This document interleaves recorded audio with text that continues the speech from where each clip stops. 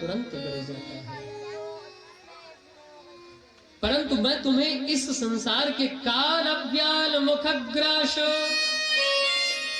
त्रास निर्णा सहित वे, कहते हैं कि ऋषियों, ये संसार काल का ग्रास है। जैसे किसी अजगर ने मुंह फैला करके खोल रखा है और उसके हम सब ग्रास हैं और हम सबको एक दिन उस अजगर के मुख में फंसना है। परंतु हमें किसी को ये ज्ञान नहीं है कि हमें भी उसके पास जाना है। ये हमारी किसी की सामर्थ्य नहीं आती, हम कभी नहीं सोचते हैं। तो कहते हैं कि ऋषियों, सर्व सिद्धांत निष्पन्नम संसार भयना भयनाशनम, हम तुम्हें ऐसी अमृतमय कथा सुनाते हैं जो इस संसार के भय से तुम्हें नाश कर देगी। कहते हैं कि ऋषियों, ये ऐसी कोई कथा नहीं है। इस कथा का महात्मा बताते हैं कि जिस समय राजा परीक्षित को श्राप लग गया कि राजा परीक्षित, आज से तुम 7वें दिन तक्षक काटने से तुम्हारी मृत्यु हो जाएगी। राजा परीक्षित इधर उधर भटक रहे थे, सुखदेव जी का आगमन हुआ। सुखदेव जी ने जैसे ही कथा सुनाने के लिए अग्रसर हुए कि देवता लोग आ गए। देवता लोगों ने कहा कि सुखदेव जी महाराज, आप राजा परीक्षित को कथा सुना रहे हैं? उन्होंने कहा हाँ। क्यों? क्योंकि इन्हें मृत्यु का डर है, इनकी मृत्यु हो जाएगी आज से 7वें दिन। तो अगर मृत्यु हो जाएगी तो मृत्यु से बचने के लिए मेरे पास अमृत है। ये अमृत जो है तो आप राजा परीक्षित को सुना दो और इसका जो कथा अमृत है वो मुझे पान करा दो। सुधा कुंभम गृहीतैव देवस्तत्र समागमम्, सारे देवता लोग सुधा कुंभ अमृत का कलश लेकर के देवता लोग सुखदेव जी के पास गए। सुखदेव जी ने कहा कि अरे देवताओं, तुमने इस भागवत अमृत का तुमने क्रय किया है, तुमने विक्रय किया है। क्यों? क्योंकि देवताओं ने कहा कि प्रभु, ये कथामृत आप राजा परीक्षित को मत पिलाइए, मुझे पिला दीजिए, और जो ये अमृत है ये आप राजा परीक्षित को पिला दीजिए, तो राजा परीक्षित अमर हो जाएंगे, और कथा अमृत मुझे पान करा दीजिए। सुखदेव जी ने तुरंत वहां से भगा दिया और कहा कि जाओ देवताओं, मैं तुम्हें कथा अमृत नहीं पान कराऊंगा। प्रपश्यामो वयम सर्व श्रीमद्भागवतामृतम्। सुखदेव जी कहते कि राजन, क्व कुसुधा क्व कथा लोके क्व काचा क्व मणिर्महा ब्रह्मरात्रो विचारयेवम् तदा देवांजः सदा। कहा अरे देवताओं, कहा ये कथामृत और कहा कांच का टुकड़ा? कहा ये कथामृत और कहा कांच का टुकड़ा? मैं तुम्हें कैसे पिला सकता हूँ? और ऐसा कर करके भगवान के जितने देवता गण थे उनको वहां से भगा दिया। इसलिए कहते हैं कि राजन, इस कथामृत का जितना पान हो सके तो पान करो। कहते हैं कि राजन, एक बार की बात, और जब परीक्षित को मोक्ष हुआ तो सारे देवता लोगों ने क्या किया कि देखा कि कथामृत और ये भागवतामृत में कितना अंतर है। तो सप्तलोक में जाकर के ब्रह्मा जी के पास तराजू लगाया और एक में जितने शास्त्र पुराण थे सबको रखा और दूसरे पढ़ने में सिर्फ भागवत जी को रखा। और जैसे ही भागवत जी को रखा तो लघु ज्ञानानि जातानि गौरवेणेदं महा तदा ऋषिगणा सर्वे विस्मयं परमं। भागवत जी का पढ़ना नीचे हो गया और सारे शास्त्र वेद पुराण सब ऊँची हो गए। बोलिए भागवत महापुराण की। महाराज, इस कथामृत का जितना पान हो सके, तो इसमें कोई कंजूसी नहीं होनी चाहिए। क्यों? क्योंकि एक 3 कंजूस थे। 3 कंजूसों ने क्या किया कि उन्होंने सोचा, एक दृष्टांत बताता हूं। 3 कंजूसों ने सोचा कि हम भैया बड़े कंजूस हैं, हमारा नाम इस पूरे गांव में है कि हम बड़े कंजूस हैं, तो ऐसा ना किया जाए कि हम कुछ खर्चा करना चालू कर दें। उन्होंने कहा कि भैया सही, हमारा नाम तो कंजूसों में सबसे पहले आता है, तो हम कुछ ना कुछ खर्चा करना प्रारंभ कर दें। तो तीनों गए और तीनों ने जाकर के मार्केट से 250 ग्राम घी लिया, और 250 ग्राम घी लिया और घी लेकर के घर आए और सबको दिखाते आए। बोले भैया अब हम भी खर्चा करना प्रारंभ कर दिए हैं, हम कंजूस नहीं हैं। गांव वालों ने देखा तो बोला भैया या तक सूखी रोटी खाते रहे, आज ये घी लेकर के आए हैं, चलो अच्छी बात है, कम से कम ये खर्चा करना तो प्रारंभ कर दिए। महाराज क्या हुआ, कुछ दिन पश्चात तीनों ने पुनः अपने मित्र थे तो बाजार गए, तो तीनों मिले, तो तीनों ने कहा कि भैया तेरा घी चल रहा है? उसने कहा कि मेरा घी तो अभी बहुत चल रहा है। बोला कि तू कैसे खाता है? तो पहले ने कहा कि भैया देख एक बात बताऊं, एक रोटी क्या करता हूं मैं, नीचे की चुपड़ लेता हूं, और एक रोटी नीचे की चुपड़ने के बाद जितनी रोटियां होती हैं मैं सब उसके ऊपर रोटियां रखता जाता हूं, और रोटी रखने के बाद जो लास्ट वाली रोटी होती है उसको मैं घी में चुपड़ करके उसके ऊपर रख लेता हूँ, और मुझे ऐसा लगता है कि सारी रोटियां घी से लबालब हो गई हैं, और मैं सारी रोटियों को खा के मस्त हो जाता हूँ। दूसरे ने कहा अरे राम राम, तू तो भैया बड़ा खर्चीला निकल गया।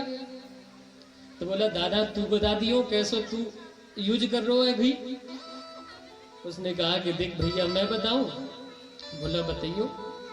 बोला कि देख मेरी रोटी जैसे ही बनती है और सारी रोटियां बन जाती है तो मैं धर्म पत्नी को कहता हूँ कि घी का डब्बा लाना, और जैसे ही घी का डब्बा वो मेरे पास लाती है तो मैं क्या करता हूँ, एक सुई लेता हूँ, और सुई लेकर के मैं उस घी में डुबो करके वही घी वाली सुई को मैं रोटी में घुसेड़ देता हूँ, और जब रोटी में घुसेड़ देता हूँ तो ऐसा लगता है कि सारी घी में रोटियां सराबोर हो गई हैं और मैं सारी रोटियों को खा जाता। तीसरा बोला तुम तो दोनों बड़े खर्चीले हो गए। तो दोनों ने कहा कि भैया तू कैसे खाता, तू बताना। तो कहता है कि देख भाई मैं तो इतना नहीं खर्चा करता हूँ, मैं एक काम करता हूँ, जब सारी रोटियां श्रीमती जी मेरी बना लेती हैं और बनाने के बाद सारी रोटियों को लाता हूँ, और जैसे ही घी वाली मटकी को लाया और घी वाली मटकी को ला करके रोटियों के ऊपर ऐसे ही ढक्कन बंद कर करके घुमा देता हूँ, और घुमाने के बाद ढक्कन खोल के मस्त खुशबू लेकर के सारी रोटियां खा लेता। बोला कि सारी रोटियों में खुशबू से ही खा जाता हूं। तो महाराज कथामृत ये अनंत है, अकालावादी सत्य है, आप चाहे इसे जितने बार पियो। और अमृत तो मात्र एक कलश में निकला था, और जिसको देवता भी पान कर गए थे, और वो कब निकला था, तो देवता लोग तो सिर्फ सूख सूख के काम चला रहे हैं उस कंजूस की तरह। तो इस कथामृत को जितना मन हो सके, इसलिए सुखदेव जी कहते हैं कि मुहुर हो रसिका भुग भावुका, इसे बार बार पियो, इसे बार बार पियो। एकदा हि विशालाया चत्वार ऋषयो मला सतसंगर्थम समायाता दद्दुसोस्तत्र नारदा। एक बार विशालापुरी में नारद जी महाराज विचरण कर रहे थे कि उधर से सनक सनंदन सनातन सनत कुमार चारों भैयाएं आ रहे थे। जैसे ही नारद जी को देखा, नारद जी को देखते ही चारों भैयाओं ने कहा कि हे नारद जी आपका मुख मलिन क्यों है? कथं ब्रह्मरदीनमुखः कुतश्चिन्तातुरो भवान् त्वरितं गम्यते कुत्र कुतश्चागमनं तव। कहा, हे महाराज, आपका ये मुख मलिन क्यों है? कथम ब्रह्मरदीन मुख। हे राजन, आपका ये मुख मलिन क्यों है? क्यों? क्योंकि ऐसा लगता है कि जैसे किसी का कृपण का धन चला गया है। गत वित्तो यथा गणः। और आपके पास तो ऐसा कोई धन नहीं है कि जिसे कोई चुरा सकता है। संतों के पास तो महाराज कोई धन होता नहीं। क्यों? हमारो धन राधा श्री राधा श्री राधा। हमारो धन राधा श्री राधा श्री राधा। हमारो धन राधा श्री राधा श्री राधा। हमारो धन राधा श्री राधा श्री राधा।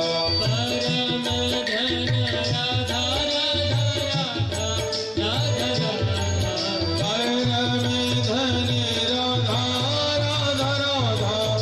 राधा राधा। जीवन धन राधा राधा राधा राधा राधा। जीवन धन राधा राधा राधा राधा राधा।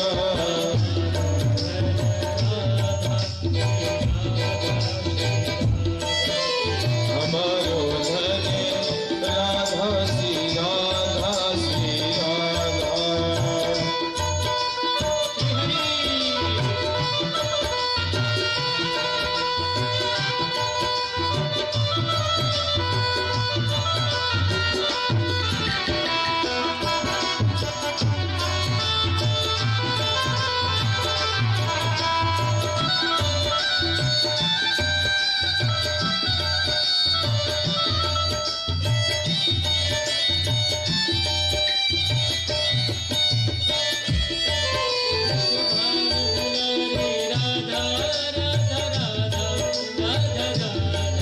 विश्वभानु दुलारी राधा राधा राधा राधा राधा।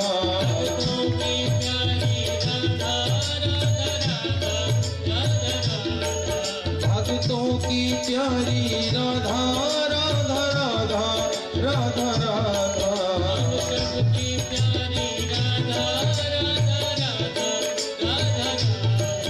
आप सबकी प्यारी राधा राधा राधा राधा राधा।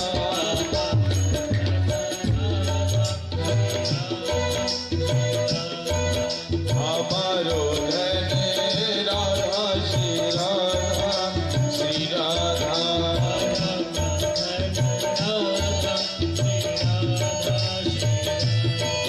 परम धन राधा श्री राधा श्री राधा।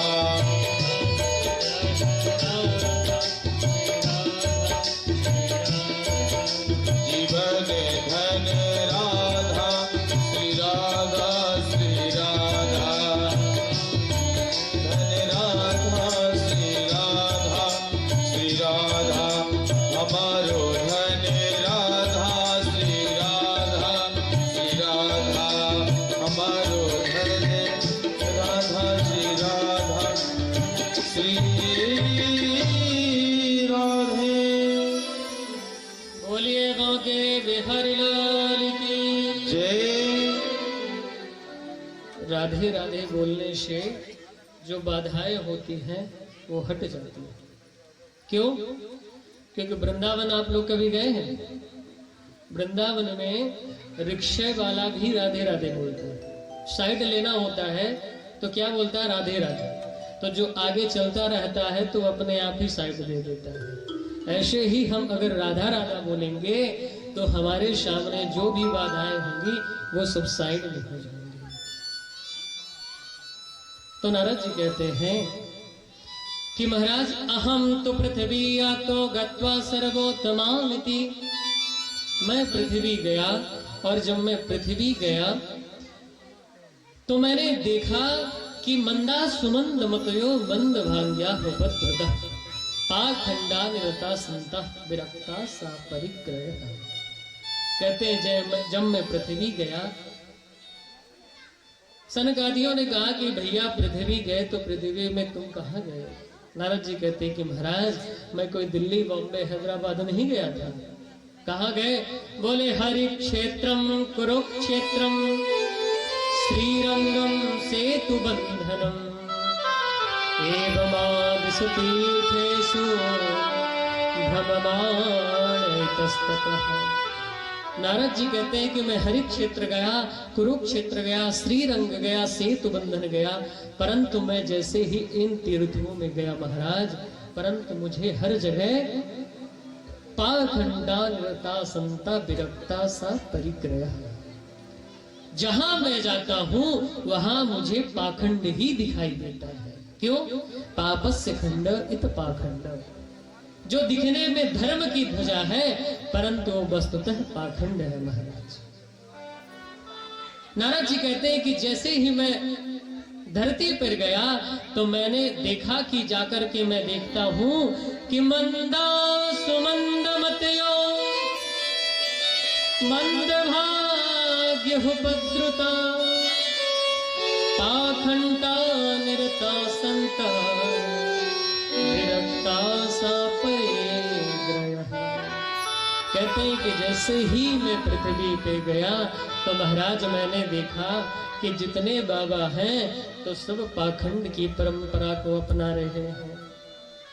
और जैसे ही मैं पृथ्वी गया और पृथ्वी में देखा तो जाकर के देखा कि बुद्धि भी मंद है और भाग्य भी मंद है और सब कुछ भी मनुष्य का मंद है। उसका कल्याण कैसे होगा? तो कहते हैं कि घर में अगर महाराज कोई काम नहीं करना होता है तो साले साहब से सलाह लिया जाता है। तरुणी प्रभुता गृहे शाल को बुद्धिदायका कन्या विक्रयणो लोभा दंपति नाम चकलकनम। कहते हैं महाराज आज किसी घर में किसी लड़की का विवाह होना होता है तो तरुणी प्रभुता गृहे शालको बुद्धिदायका, लड़की लड़कियों का तो क्रय विक्रय हो गया है। शालको बुद्धिदायका। सुखदेव जी कहते हैं कि घर में अगर कुछ बात होनी होती है तो सबसे पहले साले साहब से सलाह ली जाती है।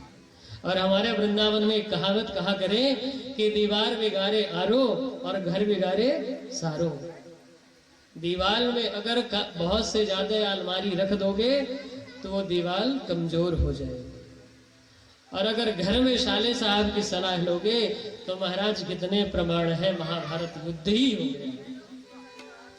तो सुखदेव जी महाराज बताते हैं तो नारद जी कहते हैं कि प्रभु जब मैं वहां गया तो मैं देखा तो पृथ्वी पर ये है, परंतु मैं जैसे ही आगे बढ़ा तो यमुना तटमापन्नम यत्र लीला हरेरभूत। जैसे मैं वृंदावन गया और वृंदावन गया तो देखा कि यमुना तट पर गया, और यमुना तट पर गया तो एक देखा तत्ताश्चर्यम मया दृष्टम श्रूयताम मनुमीश्वरः। मैंने देखा कि एक स्त्री बैठी है और कई सारी स्त्रियां उसको पंखा कर रही है, और उसके साथ दो बालक हैं, और जो दो बालक हैं वो वृद्ध हुए पड़े हुए हैं। जैसे ही मैंने देखा मैं सोचा वृंदावन ठाकुर जी की रासस्थली है, ठाकुर जी क्रीड़ा स्थली है, तो मैं वृंदावन जाकर के देखा, और जब देखा कि वहाँ स्त्रियों का झुंड है तो मैं सोचा कि वहां पर मैं क्यों जाऊं। कोई कह दे कि अरे बाबा तुम कहाँ घुसे चले आ रहे हो, तो मैं जैसे ही आगे बढ़ा, पर मैं सोचा कि स्त्रियों के झुंड में अपन बाबा बैरागियों को नहीं जाना चाहिए, तो मैं देखा और देखते ही मैं वहां से लौट चला। जैसे ही मैं लौट चला तो इस स्त्री ने मुझे आवाज दिया, और आवाज देकर करके कहती है कि भो भो साधु क्षणम तिष्ठ मच्चिंतामपि नाशयन् दर्शनं तव लोकस्य सर्वथा गहरं परम्। हे भो साधु, हे साधु, एक क्षण के लिए रुक जाओ। जैसे ही मैंने देखा तो मैं तुरंत वहां पर रुक गया। लौट करके मैं आया तो मैंने पूछा कि कासित्वं का विमौ चे महनार्या का पद्म लोचना। मैंने पूछा कि हे देवी आप कौन हो? उसने कहा कि अहम भक्ति ऋतिख्याता। हे नारद जी महाराज, मेरा नाम भक्ति है और जो मेरे साथ ये दो पुत्र हैं ये ज्ञान और वैराग्य है। ज्ञान वैराग्य है। ऐसी स्थिति आ गई है कि आज माता युवती है और मेरे ये दोनों पुत्र वृद्धावस्था को प्राप्त हो गए हैं। अगर इन मेरे पुत्रों का निवारण नहीं हुआ तो इदम स्थानम परित्यज्य विदेशम गम्यते मया। इस स्थान को मैं त्याग कर करके मैं विदेश चली जाऊंगी अगर मेरे इन पुत्रों के कष्ट का निवृत्ति नहीं हुई। नारद जी ने कहा कि देवी आप संशय ना करें, आपके पुत्रों का मैं जरूर निवारण करूंगा। और नारद जी ने तुरंत उन पुत्रों को गीता पाठ सुनाने लग गए। गीता पाठ सुनाया। गीता पाठ है वेद वेदांत घोषस्य गीता पाठ है मुहुर्मुहुर्। और कान में कहते हैं कि ज्ञानम प्रबुद्धताम शीघ्रम रे वैराग्य प्रबोधताम। हे ज्ञान वैराग उठ कर करके तुम चेतना में आ जाओ। जैसे ही थोड़ा सा गीता पाठ सुनाया तो कुछ क्षण के लिए ज्ञान वैराग को चेतना आई और तुरंत वहीं से गिर गए। अब नारद जी को लगा कि अब मैं इनके निवारण का क्या करूं। तो तुरंत आकाशवाणी हुई और कहा कि व्योम वाणी तदै भूम्ना ऋषे खिद्येततामिति उद्यमा सफलस्तोयं भविष्यति न संशय।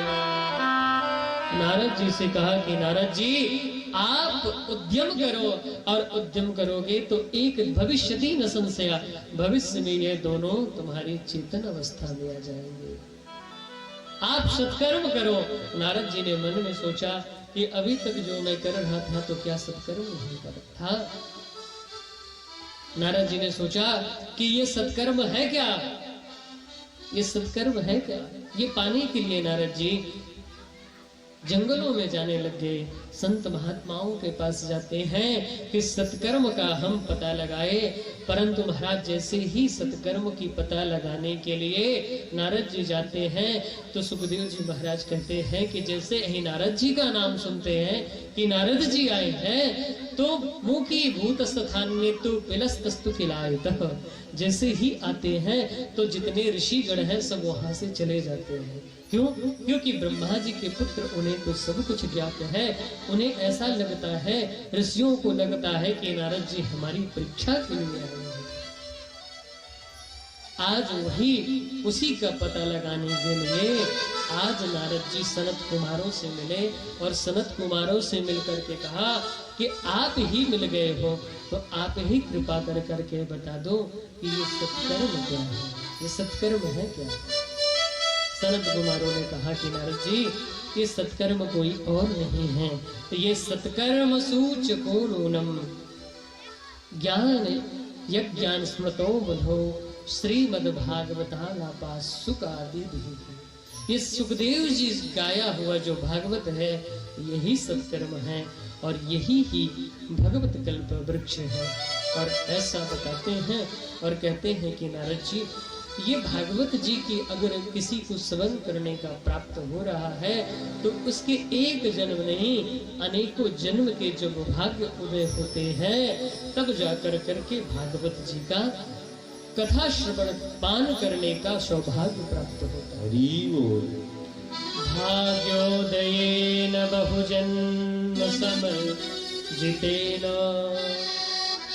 सत्संगमं च लब्धो पुरुषो यदा अज्ञानहेतुकृतमोहमदान्धकार नाशं विधाय हि तदोदयते विवेकः।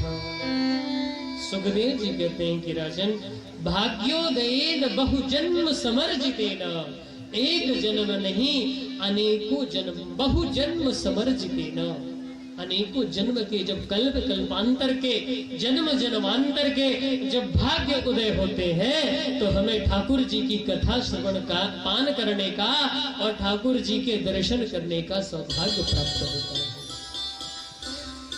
सनत कुमार कहते हैं कि राजन, ऐसी कृपा ठाकुर जी की होती है और इससे बड़ा भाग्य कुछ नहीं हो सकता है।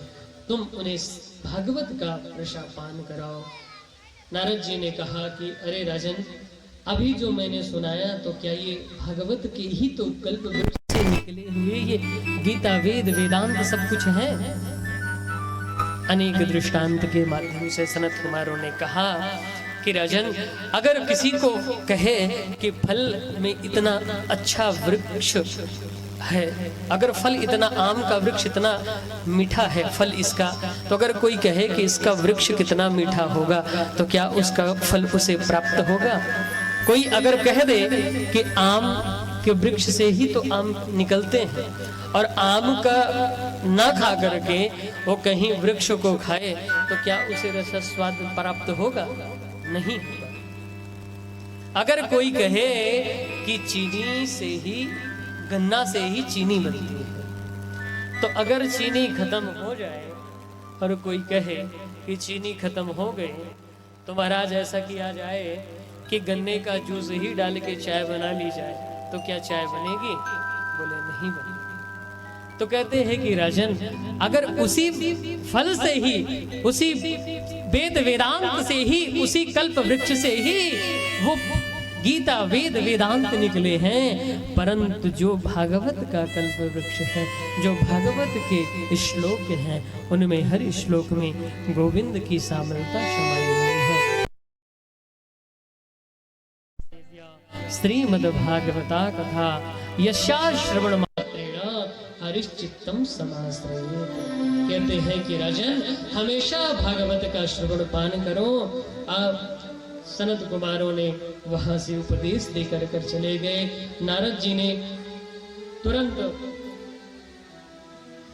गंगा द्वार समेत पेतु तटमानंद नामकम वहां पर बालुका बना करके आज भक्ति ज्ञान वैराग को आज नारद जी ने बैठाया और बैठा कर करके जैसे ही आज नारद जी ने कथा सुनाई और जैसे ही कथा सुनाई कि जय शब्दा नमो शब्दा शंख शब्दस्तथैव च चूर्णयो जलप्रसूनेन निप्रेक्षेद महा। जैसे ही जय शब्द नमः शब्द हुए तो आज ज्ञान वैराग्य उठ कर करके खड़े हो गए। बोलिए भागवत महापुराण की जय। भक्ति सुतौ तौ तरुणो गृहीत्वा प्रेमैक रूपा सहसा विरासी श्री कृष्ण गोविंद हरे मुरारे नाथेति नामानि मुहुर्वदन्ति।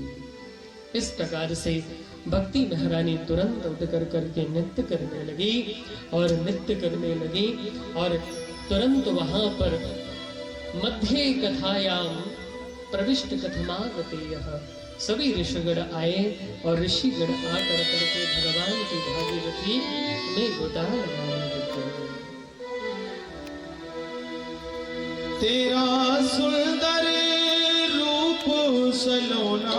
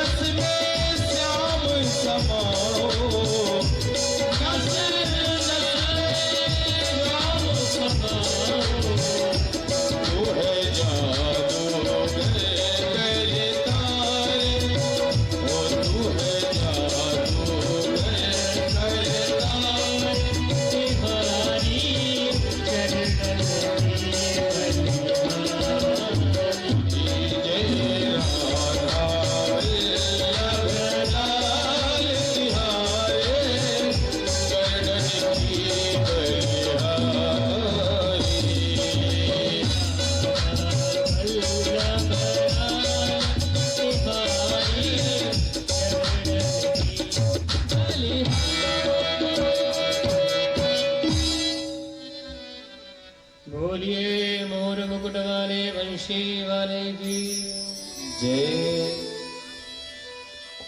नारद जी ने जब भक्ति की कष्ट को निवृत्त किया तो सनकादि ऋषियों ने पूछा सूत जी से कि हे सूत जी महाराज, जिस प्रकार की भक्ति की कष्ट को निवृत्त हुआ तो इस भागवत का कोई और दृष्टांत है कि कोई कैसा भी इससे तर सकता है? तो आज सूत जी कहते हैं कि ऋषियों, एक मैं तुम्हें सच्चा दृष्टांत बताता हूं कि ये मानवः प्रापकतस्तु सर्वदा सदा दुराचार्य विवक्त मार्गा क्रोधाग्निदग्धा कुटिलस्य कामिना सप्ताह यज्ञेन कलौ पुनन्ति। कहते हैं ऋषियों, अगर भागवत कोई कितना भी पापी से पापी हो और अगर एक बार भागवत कल्प वृक्ष और भागवत का श्रवण कर ले तो वो सारे पापों से निवृत्त हो जाता है। महाराज, कोई आपके पास दृष्टांत है? कहते हैं हाँ राजन। कहते हैं कि एक मैं तुम्हें सत्य घटना बताता हूं। अत्र ते कीर्तयस्यामि इतिहासं पुरातनं यस्या श्रवणमात्रेण पापहानि प्रजायते। कहते हैं कि एक आत्मदेव नाम के ब्राह्मण जी थे और आत्मदेव ब्राह्मण बेचारे ब्राह्मण थे, थोड़ा ही बहुत जीवन यापना अपना ऐसे भिक्षा मांग कर करके जीवन यापन अपना बिताते थे। परंतु महाराज, एक ऐसी बात थी कि उनके घर में उन्होंने एक तुलसी का वृक्ष लगाया तो तुलसी का वृक्ष भी सूख गया। उन्होंने गाय को पाला तो गाय ने भी कभी बछड़ा नहीं दिया। और उनकी एक पत्नी थी जिसका नाम था धुंधली, और धुंधली के भी कोई पुत्र नहीं हुआ। एक दिन इतने व्यथित हुए आत्मदेव कि उन्होंने क्या किया कि उन्होंने सोचा कि गृहं त्यक्त्वा वनं गतः, घर ही त्याग देना मेरे लिए सबसे अच्छी बात होगी। तो आत्मदेव जी ने क्या किया कि घर को त्याग करके जंगल में चले गए। उनकी पत्नी का नाम था धुंधली। क्या पसंद था महाराज उसको? लोका वार्ता कोरा प्रायसो बहुजल्पिका सूराचाग्रह कृत्येषु कृपया कृणः प्रिया। जब तक पड़ोसी से लड़ाई झगड़ा ना कर ले तब तक उसके पेट का पानी ही ना बचे। और महाराज ऐसी थी धुंधली। आत्मदेव जी ने क्या किया कि घर त्याग कर करके तुरंत जंगल में चले गए। जैसे ही जंगल में गए कि उधर से एक ब्राह्मण निकल के जा रहे थे। ब्राह्मण ने देखा, प्रणाम किया। उन्होंने सोचा कि ये किस लिए रो रहा है, तो उसके पास गए और उसके पास ब्राह्मण के पास गए और वो से बोले कि कथम ब्राह्मण दीन मुख कुतश्चिंता तुरो भवान् त्वरितं संवत्सरं मह्यं स्वस्य दुःखस्य कारण। कहा कि हे ब्राह्मण, आपको क्या दुख है? कथम ब्रह्मण दीन मुख कुतश्चिंता तुरो भवान्, आपकी क्या चिंता है? आप कृपया कर करके हमें बताइए। ब्राह्मण आए और ब्राह्मण ने कहा कि हे महाराज, मैं क्या अपने दुख की बात बताऊं? क्यों किम ब्रह्मीण ऋषे दुःखम पूर्व पापेन संचितम मदीयः पूर्वजास्तो।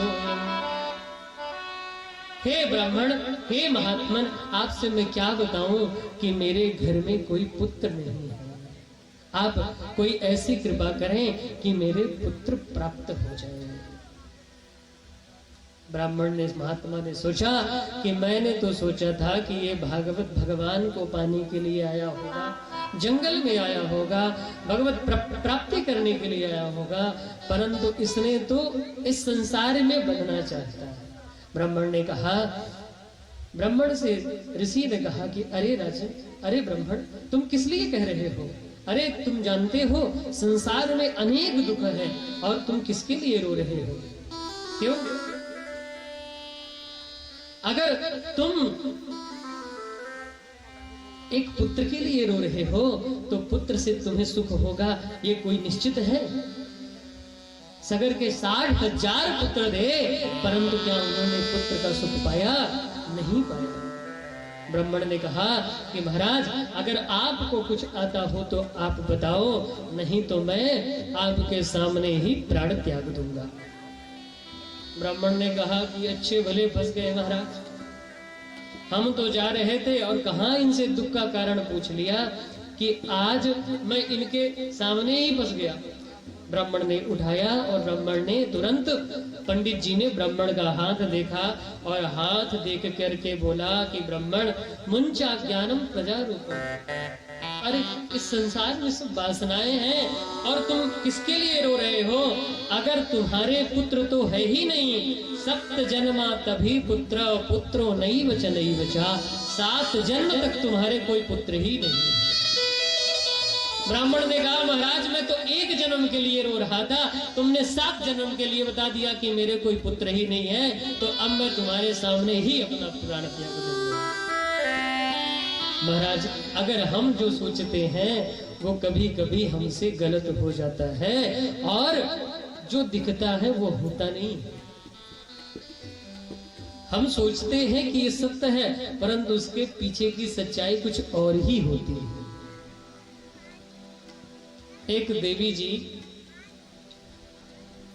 उनके पति का स्वर्गवास हो गया और जब स्वर्गवास हो गया तो देवी जी ने क्या किया कि पति के जहां पर दाह संस्कार किया गया था तो वहां पर ले जा करके गोबर से लीपा पोती कर रही थी। लीपा पोती कर रही थी कि उधर से संत निकले और लीपा पोती करने के बाद पंखा झड़ रही, पंखा कर रही, रो रही थी। संत निकले, संत हृदय नवनीत शमाना। संत ने देखा और जाकर करके बोला कि बेटी तू किसके लिए रो रही है? जो आया था सो चला गया।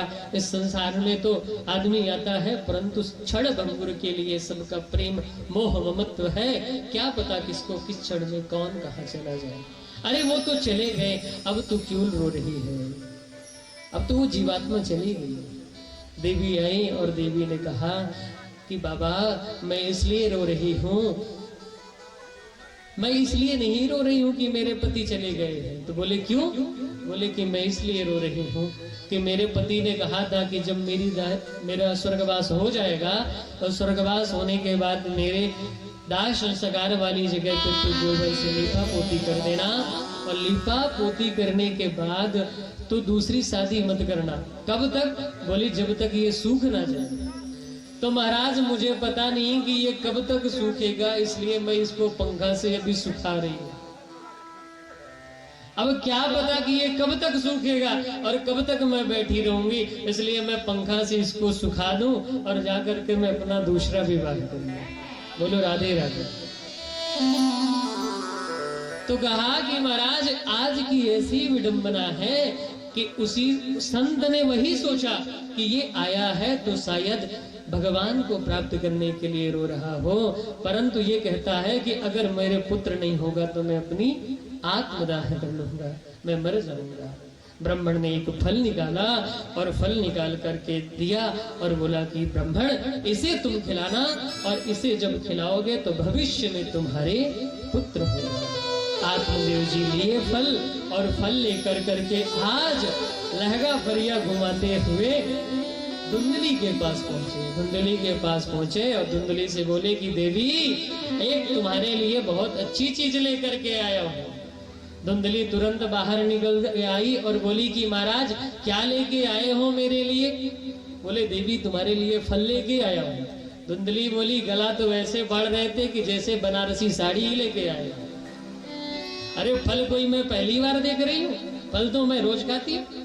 बोली देवी ये ऐसा वैसा फल नहीं है, इसको अगर खाओगी तो तुम्हारे पुत्र उत्पन्न होगा।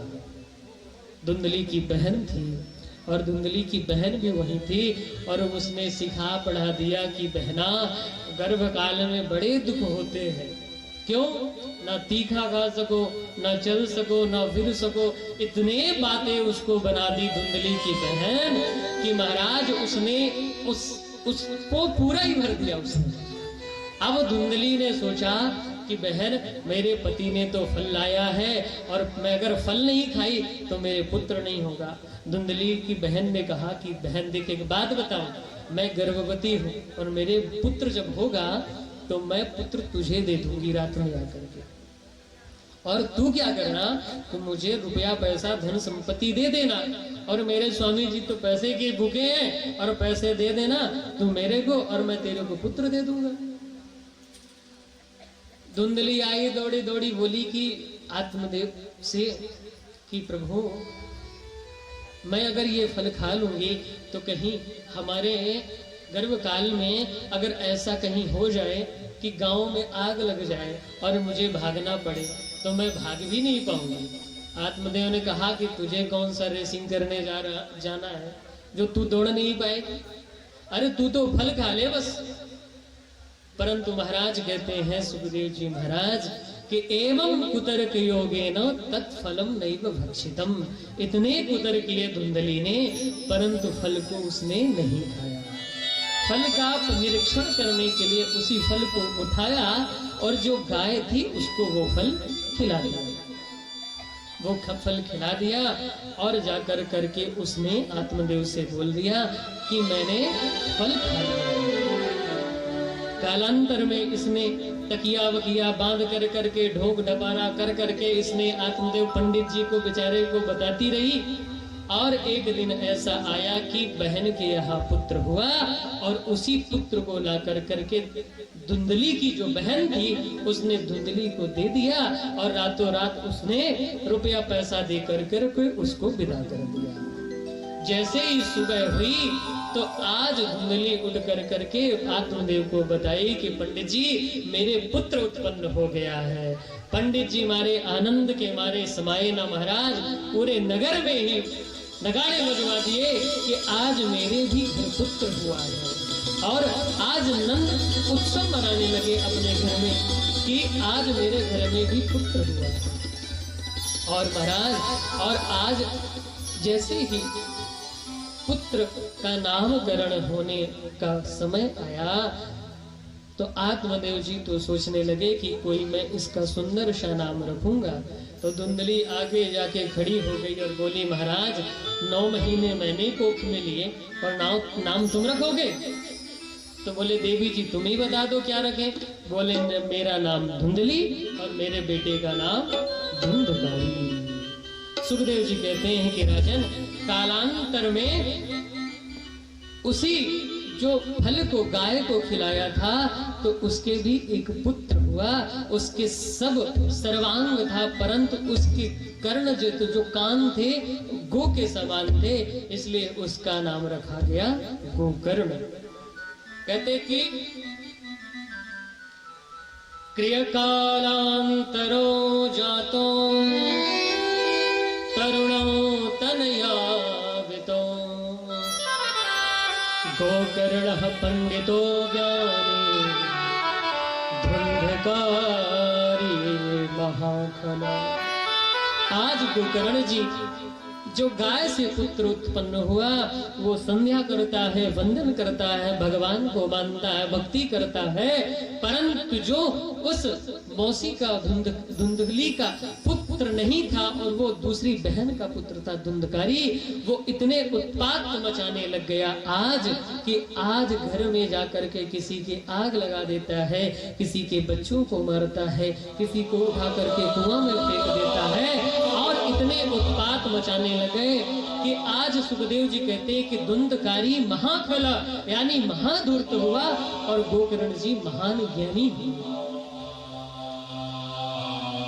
आज इतने उत्पात उसके मचने लग गए कि आज तोड़े जिस पुत्र के लिए आज आत्मदेव जी रो रहे थे कि मेरे पुत्र क्यों नहीं है, आज वही पुत्र के लिए रो रहे हैं कि मेरे पुत्र क्यों है।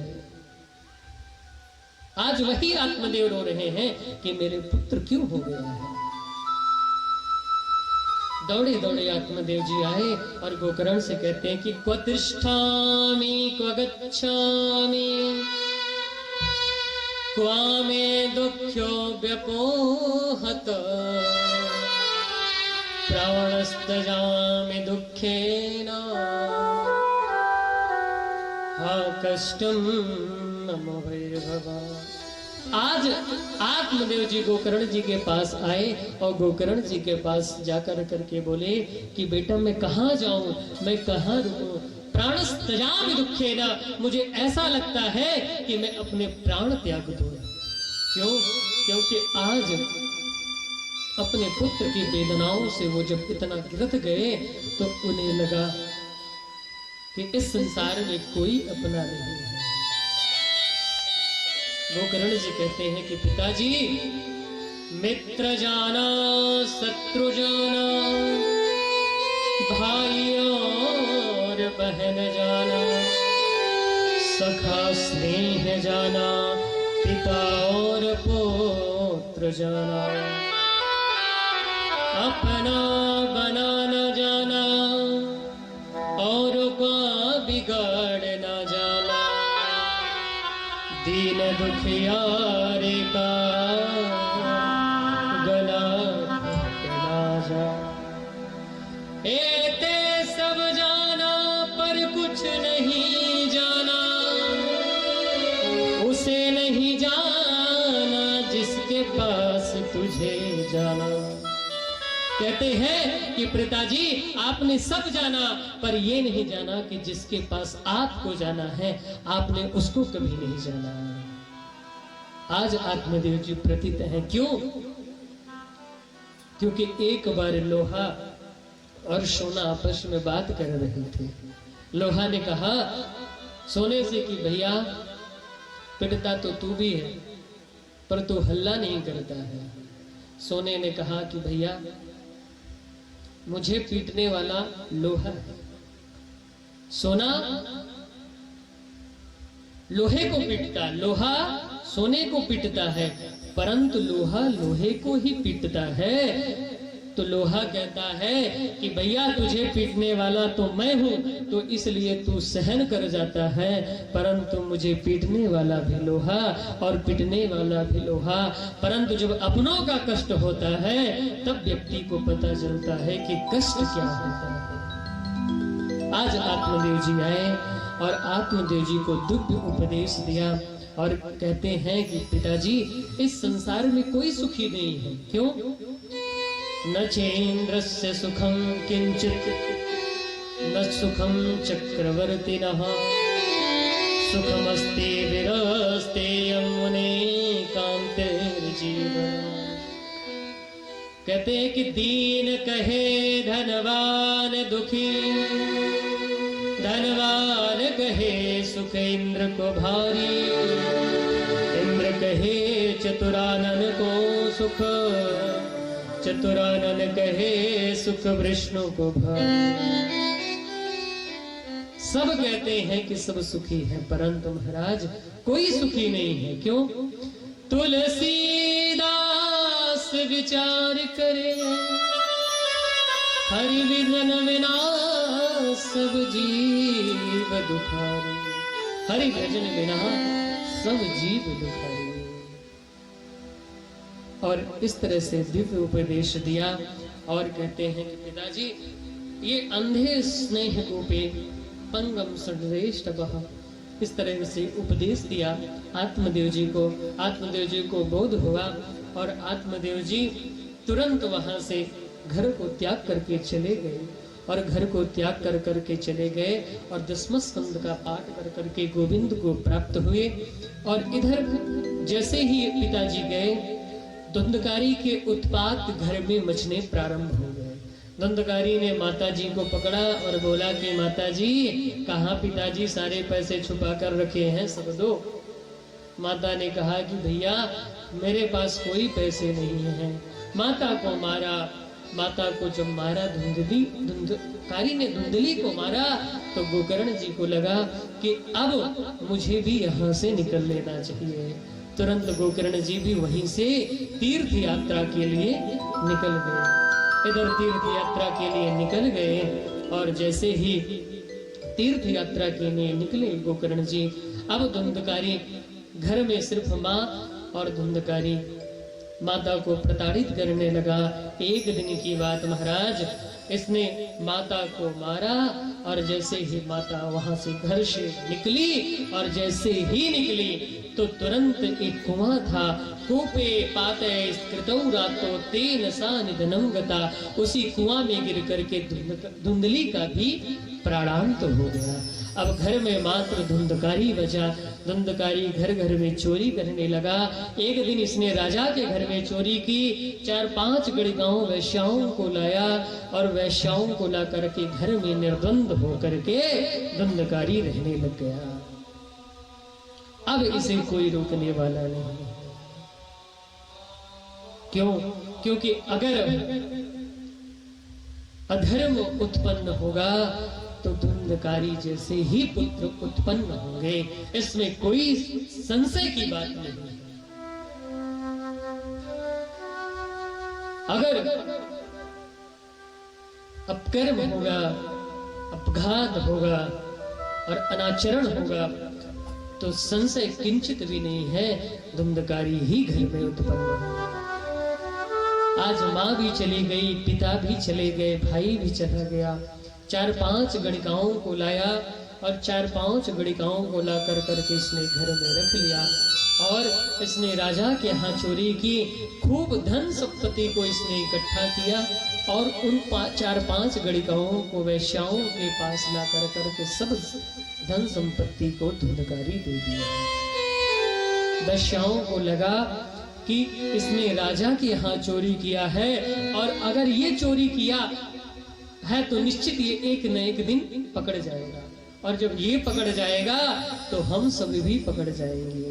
तो इन्होंने क्या किया, वैश्याओं ने आपस में ही संगठन बनाया और धुंधकारी एक खाट पर लेटा था और जैसे ही खाट पर लेटा था तो जाकर करके वैश्याओं ने धुंधकारी का हाथ खटिया से बांध दिया, पैर भी बांध दिए।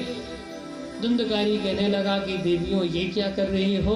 देवियों ने कहा कि मुझे पता है कि तू एक दिन पकड़ा जाएगा और तू जब पकड़ा जाएगा तो हमारा भी नंबर लग जाएगा, तो हमारा नंबर ना लगे इससे पहले हम तेरा ही नंबर लगा देंगे।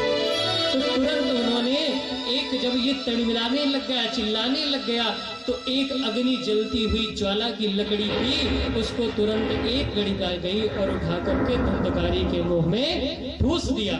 जैसे ही ठूस दिया धुंधकारी छटपटाने लगा, तब तांगम रसोस्माश तुरंत डाला और धुंधकारी का भी प्राणांत हो गया। जैसे धुंधकारी का प्राणांत हुआ और धुंधकारी एक नंबर का महाराज प्रेत योनि में प्राप्त हुआ। समय बीता, कालांतर में जैसे ही गोकर्ण जी को पता चला कि हमारे पिताजी भी चले गए, माताजी का भी स्वर्गवास हो गया, जो हमारा भ्राता था धुंधकारी उसका भी प्राणांत हो गया, तो गोकर्ण जी ने गया में जाकर के श्राद्ध किया और एक दिन विचरण करते हुए गोकर्ण जी जा रहे थे तो उन्हें लगा कि अब घर की ओर भी जा करके देख लें। जैसे ही घर की ओर गए तो उन्होंने देखा कि जन्मभूमि को प्रणाम कर लिया जाए। जैसे ही जन्मभूमि को प्रणाम करने के लिए गए महाराज तो देखा कि एक रात्रि के समय एक सुगर का रूप धारण कर करके वहां गोकर्ण जी के पास आ गया, जोर जोर से हंसने लगा और 1 मिनट में वो घोड़े का रूप धारण कर दिया। घोड़े का रूप धारण किया, तुरंत वो हाथी बन गया। हाथी बन गया, एक क्षण में वो गधा बन गया। तुरंत हाथ में कमंडलों में जल लिया गोकर्ण जी ने, और जैसे ही उस जीवात्मा के ऊपर छोड़ा, तो जीवात्मा के ऊपर जैसे ही छोड़ा तो उस जीवात्मा के ऊपर उस पे बोलने की शक्ति आ गई और वो जीवात्मा बोल उठी। जैसे गोकर्ण जी पूछे, कासित कम काम रात्रो, आप कौन हो? तो वो जीवात्मा बोलता है कि अहम भ्राता तुरीयोस्मि धुंधकारीति नामता स्वकीनैव दोषेण ब्रह्महत्यं नासितं मया। हे भैया, मैं ही आपका भ्राता धुंधकारी हूँ। गोकर्ण जी ने कहा कि भैया, तेरे नाम का तो मैंने जाकर के गया श्राद्ध कर दिया था, परंतु तेरी मुक्ति प्राप्त नहीं हुई। तो कहता है कि गया श्राद्धे सतैर्नापि मुक्तिर्मेव न भविष्यति। हे प्रभु, आप गया में जाकर के मेरे 100 भी पिंडदान कर दोगे तब भी मेरा कल्याण नहीं होगा। तो भैया क्या करें? बोले मेरे मुक्ति का कोई कारण बताओ प्रभु, मेरे मुक्ति का कोई कारण प्रयोजन बताओ। और धुंधकारी आज हाथ जोड़ कर करके गोकर्ण जी से विनती करता है कि मुझे इस प्रेत योनि से मुक्ति दे दो। गोकर्ण जी ने कहा कि तेरी मुक्ति का कारण मैं जरूर सोचूंगा। और रात्रि में वहीं प्रवास किया। रात्रि में सोचने लग गए कि इसके मुक्ति का कारण क्या है। मुक्ति का कारण सोचते रह गए। सुबह हुई और सुबह हुई और सुबह होते ही सूर्य भगवान को अर्घ दिया, और सूर्य भगवान को अर्घ देने के बाद आज जैसे ही सूर्य भगवान से विनती की, तुभ्यं नमो जगत सक्षिण ब्रोहि हेतुकम्। हे प्रभु, आप मेरे भ्राता की मुक्ति का कोई कारण बताना, कोई मुक्ति का प्रयोजन बताइए। तो सूर्य भगवान ने कहा कि गोकर्ण, तुम भागवत का रसस्वान कराओ, गोकर्ण की मुक्ति हो जाएगी। तो आज सारे जितने नगरवासी थे सबको लेकर के गोकर्ण जी सुबह मंडप सजाया, और मंडप सजाते ही गोकर्ण जी ने भागवत का आयोजन रखा। और भागवत का आयोजन रखा, और भागवत का आयोजन रखने के बाद महाराज सबको बुलाया। धुंधकारी को एक बांस था, जो बांस में आकर के धुंधकारी उसी बांस में प्रविष्ट हो गया। और प्रविष्ट में होने के बाद धुंधकारी जैसे ही 1 दिन की कथा संपन्न हुई तो एक ग्रंथि वहां से फट गई। दूसरी दिन की कथा हुई तो दूसरी ग्रंथि फट गई, और तीसरे दिन की कथा हुई तो तीसरी ग्रंथि फट गई। सुखदेव जी कहते हैं कि राजन, एवं 7 दिनश्चैव 7 ग्रंथि विभेदनम् कृत्वा 12 स्कन्धारम् प्राणश्रवण प्रातौषः। जैसे ही 7 दिन हुआ तो धुंधकारी दिव्य रूप धर करके आज विमान के साथ रूप प्रकट होकर के भागवत भगवान के सामने प्रकट हो गया। विमान आया, और जैसे ही विमान आया और उसमें बैठने लग गया, गोकर्ण जी ने कहा कि आप कौन हो? धुंधकारी ने कहा कि भैया, मैं वही पापी पापात्मा जीवात्मा, वही मैं धुंधकारी हूँ। आपकी जो कृपा हुई, आज भगवत कृपा हुई, तो मैं इस दिव्य रूप को धारण कर लिया। विमान आया, और विमान में जैसे ही बैठा तो धन्या भागवती वार्ता प्रेत पीड़ा विनाशिनी सप्ताहोऽपि तथा धन्य कृष्ण लोक फलप्रद। धन्य है ये भागवत भागीरथी कि जो प्रेत पीड़ा विनाशिनी, प्रेतों की पीड़ा को भी निवारण कर देती है। सब कहने लगे कि महाराज हमारे लिए विमान क्यों नहीं आया, क्योंकि सबने तो कथा सुना था परंतु सबके लिए विमान क्यों नहीं आया। तो कहते हैं कि महाराज एक जो धुंधकारी था, धुंधकारी के मन में ही ये था कि मैं भागवत सुन करके मोक्ष को प्राप्त हो जाऊं। बाकी तो निगम जी की यहाँ कथा हो रही है तो 2 मिनट सुन के आ जाते हैं। कोई आया था कि देख लेते हैं कि कैसी व्यवस्था है, कोई आया था कि देख ले कि सबकी अनेक अनेक कामनाएं थी, परंतु जो उसकी कामना थी तो धुंधकारी की ही मोक्ष प्राप्ति के लिए कामना थी, इसलिए उसके लिए बोलिए भागवत महापुराण की जय। तो बोल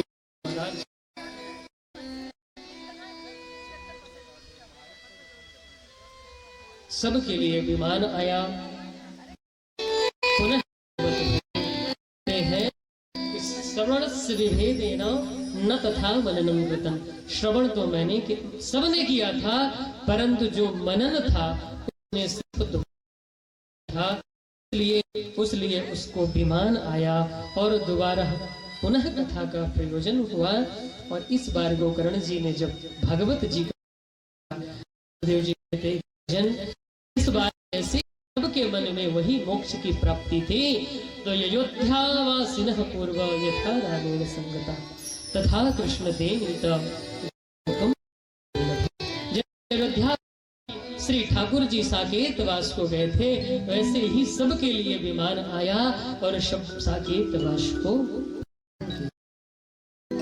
इस से 5 अध्यायों में भागवत के महत्व की गणना की और छठमठ स्कंद में बताया कि महाराज भागवत के सुनने के नियम क्या है, प्रयोजन क्या है, कैसा सुना जाए, क्या होता है। तो सुखदेव जी कहते हैं राजन जितना एक कन्या के विवाह में खर्चा लगता है उतना ही भागवत के आयोजन में भी पैसा लगता है। महाराज कन्या के डिपेंड करता है कि कैसी कन्या है और कैसा वर है और कैसा पिता है। तो सुखदेव जी ने यही प्रमाण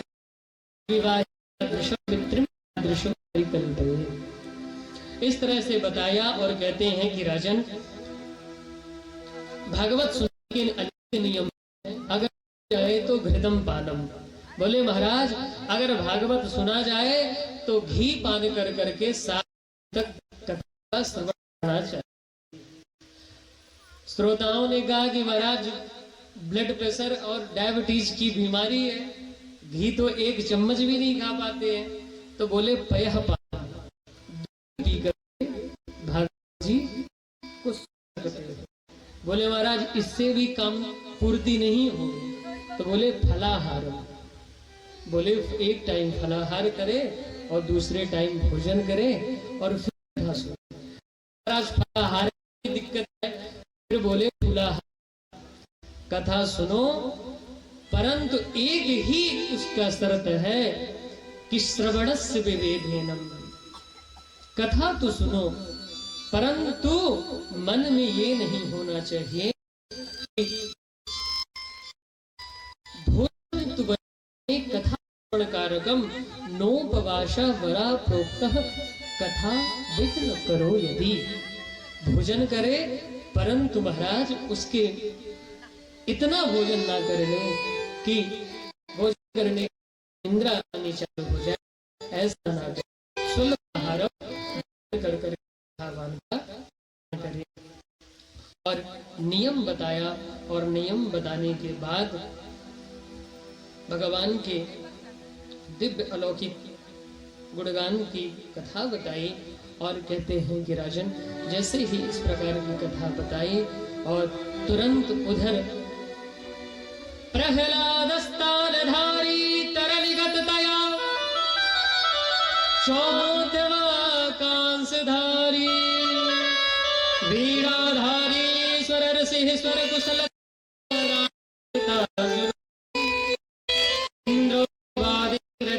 जय जय शूकर कीर्तने ते कुमारा यत्राग्रे भावभक्ता सरसरच जनया व्यासपुत्रो बभूव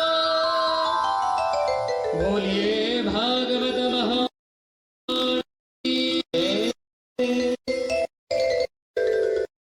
इन महत्व बताया गया। कल की कथा स्वयं 4 बजे से लेकर के 7 बजे तक 7:30 हरिक्षा तक प्रारंभ होगी। अभी सब लोग खड़े होकर के ठाकुर जी की दिव्य आरती करेंगे और एक भजन के साथ और फिर आरती और आरती के बाद प्रसाद लेकर करके सब अपने अपने गंतव्य